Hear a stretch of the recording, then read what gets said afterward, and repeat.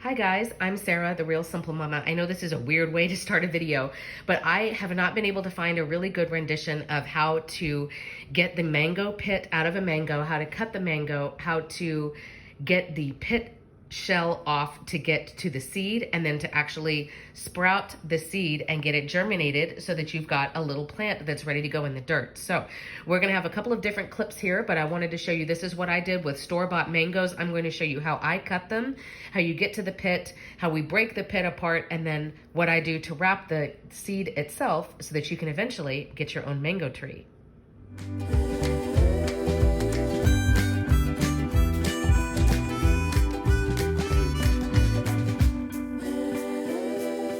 So hello and welcome back to my kitchen. So I had trouble when I wanted to try this. Finally, I've always wanted to do this.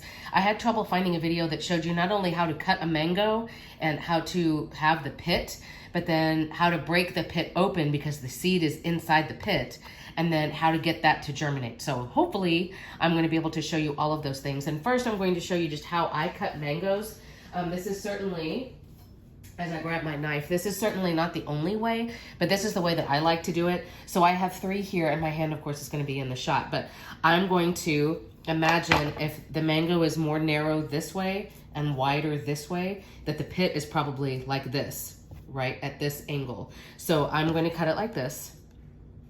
I do wash all of my produce in vinegar and water, white vinegar and water. Oh, this one's really ripe, see?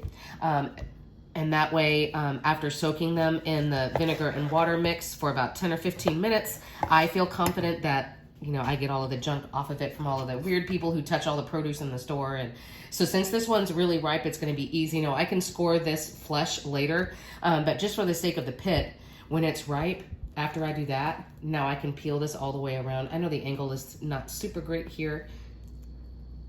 And then what I'm going to do, now that I have, this is the center section, and we know that the pit is somewhere in there, right? So what I'm going to do is very carefully, because the mango is going to be slippery, is I'm going to start scoring away flesh so that I get a better idea of where the pit is at. And when you see the pit, that rough, nasty thing, and I'll be honest, if I wasn't trying to film this for the sake of like documenting it for y'all, I cut a lot of this flesh off, and then I just eat the rest of the flesh off of the pit, like that little piece right there. So the pit is this white hard thing, right? It is pretty rough. It almost feels like splintery. It's really, really hard. So you don't want to like be biting down on that or anything like that. So roughly now we have the pit. And then what I'm going to do, I won't show you this next part. I'm just going to do it so that I don't have my phone over by the sink. And thank you for being patient with me. I'm getting over like a nasty cold.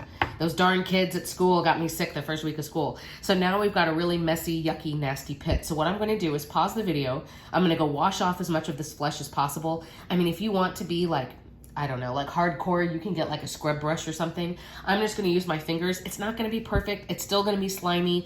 It's not going to be like completely dry. But then I'll show you the trick that I figured out after cutting, God's only know how many mangoes that I cut to try to figure this out, because this is not the seed. If you try to just wrap this and germinate this, it's going to be really, really hard to do that. So we're going to make it easier by popping off this exterior shell. I'll be back. Ta-da! I'm back. Now, it is still slimy. It is still gross.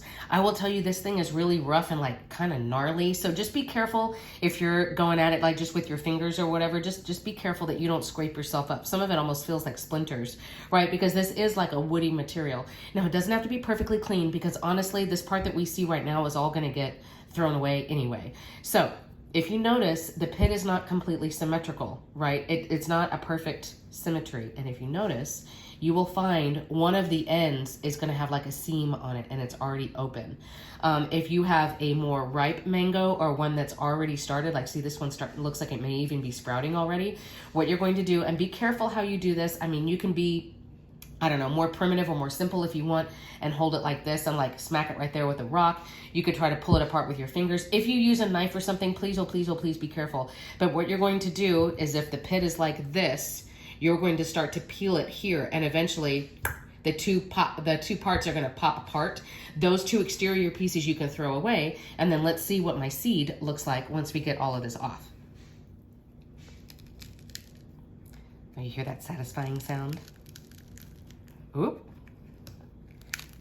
Okay, I'm not gonna lie, the mango seed that's on the inside looks kind of like an alien baby. Like, it's gonna be a little freaky looking. Oh my gosh, come out, dude. And this stuff is very hard to maneuver. It's not malleable at all. So I'm trying to actually use my thumbs. There we go, geez, to sneak this guy out without having to pull these pieces apart. And here is your mango seed. I told you, it's like really freaky looking.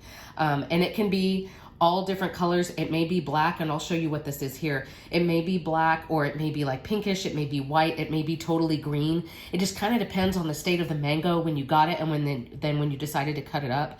So this one, as you can see, it hasn't sprouted yet, but you could see this is where the sprout's gonna come from. If you can and if you want to, I try to get all of the brown off. This is just like the skin, see what I mean? And it comes right off. To me, I don't know if this makes a difference or not. It makes me feel better. It makes me feel like I'm helping the seed like as much as I can, just getting the extra junk off. So now you have a mango seed. Ta-da!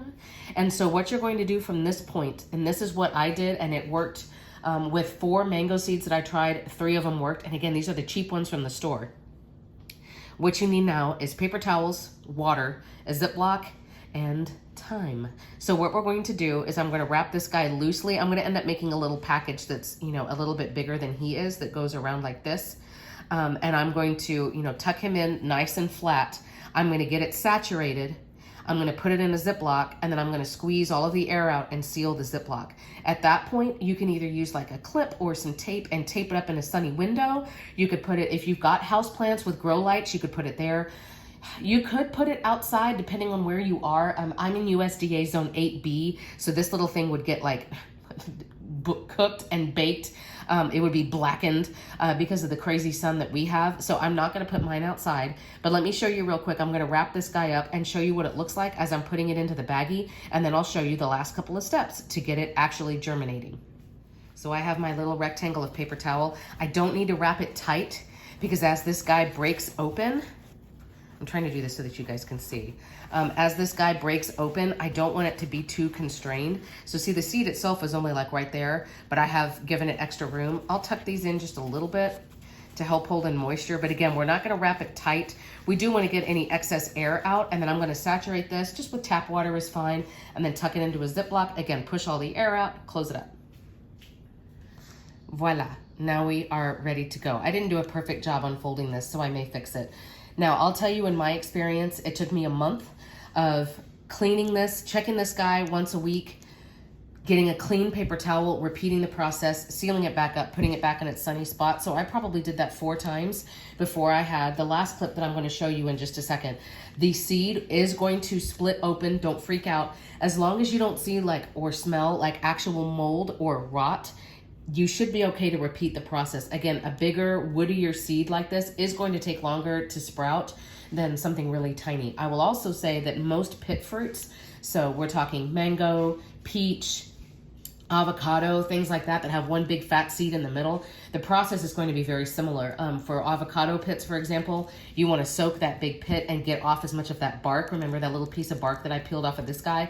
You want to get that off, and then it's going to be a similar process. They are going to take longer. They are going to have to break open, but eventually, after about a month or so, you're going to have a sprout of green coming from one side and then a root going in a different direction.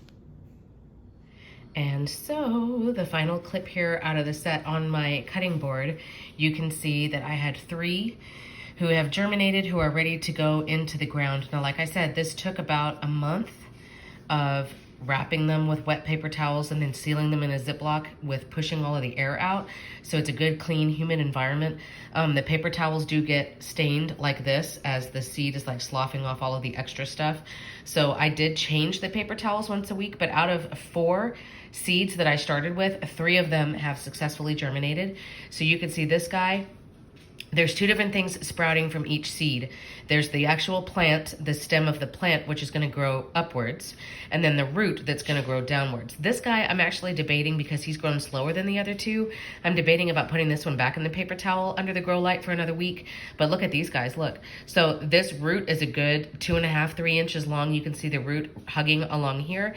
And then here's the plant that already has little leaves on it. Look, ah! So again, I'm not doing this with the expectation that I'm going to get like mangoes in 6 months or anything crazy like that. For me, and these were the cheap store-bought mangoes. Again, like I was just thinking, this is something, you know, right? This is where it came from. This is something that I just wanted to see if I could. I wanted to see if it would work, and it did. So this is this one. And again, the pit is going to split away, and that's totally fine.